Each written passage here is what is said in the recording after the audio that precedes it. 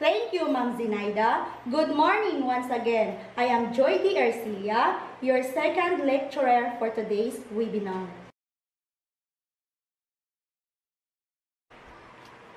I am tasked to present related models and study with regards to development in human resource management. Let us begin with the specific objectives. At the end of this presentation, I should be able to present related conceptual models in human resource development. State related study about development in human resource. Starting with the first model, which is the basic systems theory model. I know you are all familiar with this one. The basic system theory model includes the 1. Inputs, 2. Processes, 3. Outputs of a system as well as a feedback loop. Furthermore, basic system theory model acknowledges that the system is influenced by its larger surrounding system or environment. This basic systems model referred to as an open system or a system that is capable of being influenced by forces external to the system under focus.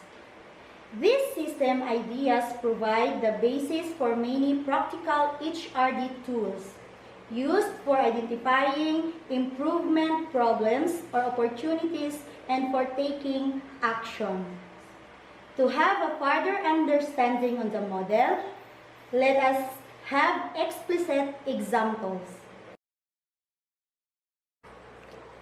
Now, take a look on this figure.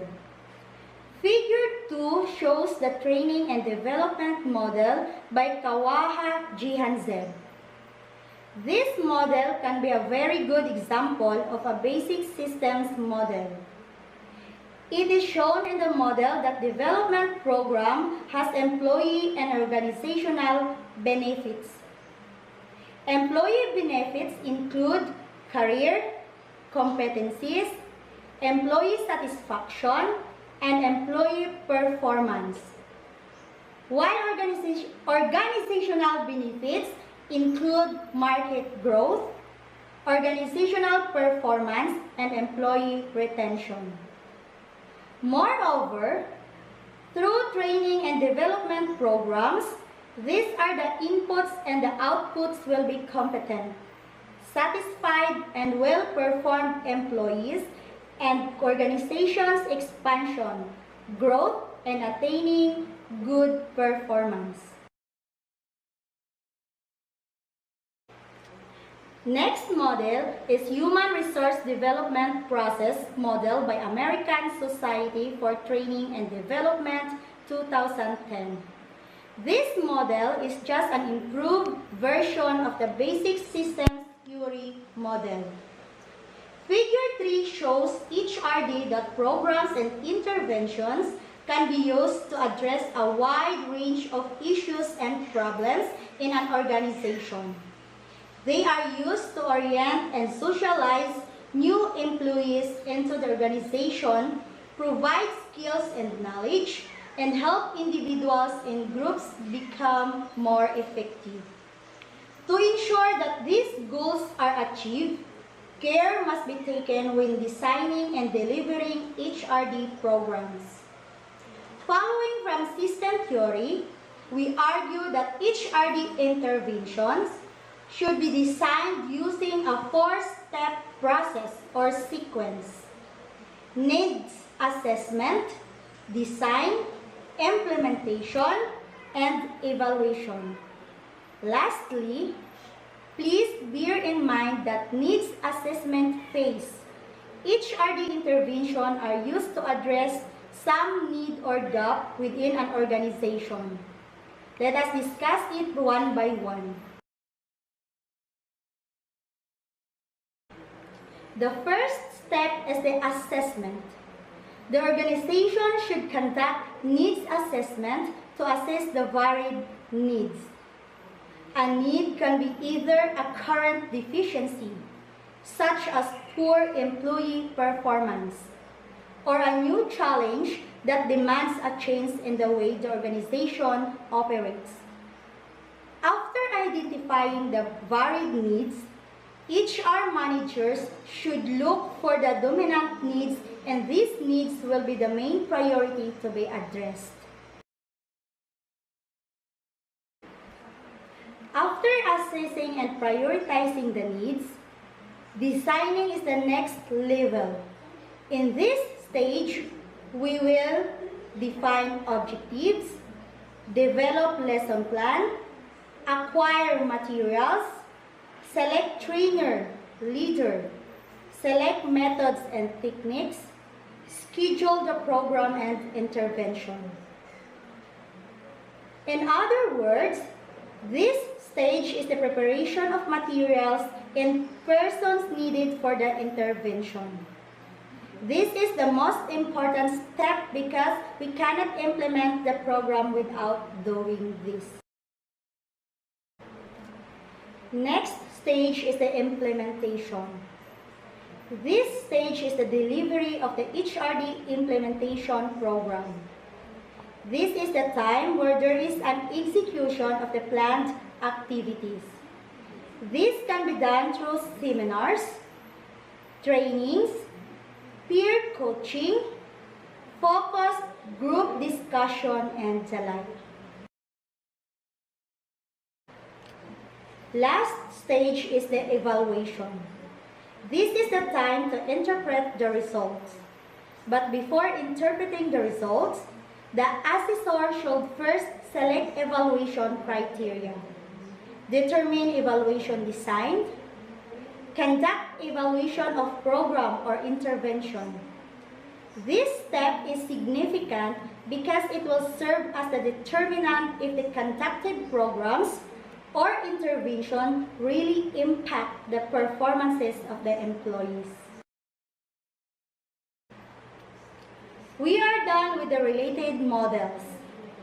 Let us have the last part of this webinar, the related study. This study is entitled The Effect of Human Resources Development on Organizational Productivity by PVC Okoye and Raymond A. Ejiofor in 2013. Let us all read the objectives of the study. To determine the efficiency of human resource training and development in organization growth. To determine and identify the factors affecting human resource development and organizational productivity, and to ascertain the attitude of the senior management and the other employees on the need for proper utilization of available human resources. The findings from this study are as follows. Number 1, the human resources development is very vital to any organization ranging from small to large scale enterprise, since it is well known that no business can exist entirely without human being. Number 2, it shows that one of the major functions of human resource development is the engagement of the people to work in order to achieve sales growth and profitability. Number 3, the method of training and development as gathered from the interview contract by the researchers are just by reason of the problems. The company has, for instance, the company trained less of its employee through role play because of lack of funds to engage in such training.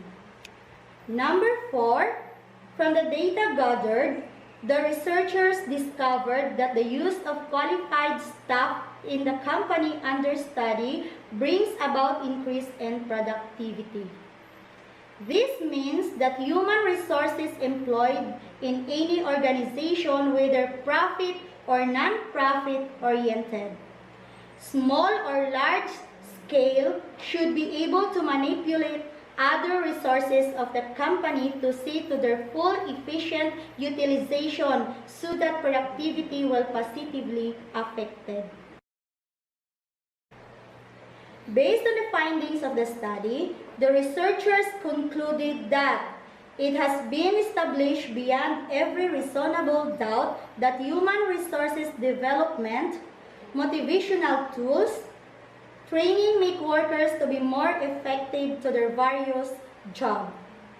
Though the analysis of the subject matter centers on private enterprises, the need for the study is in recognition of the fact that in all aspects of human endeavors, is it private or public companies, it is no longer necessary to lay undue emphasis on what effective human resources development can do to any organization that imbibes the practice. Lastly, based on the conclusion of the study, the researchers recommend that organizations should inculcate the habit of attending seminars and conferences.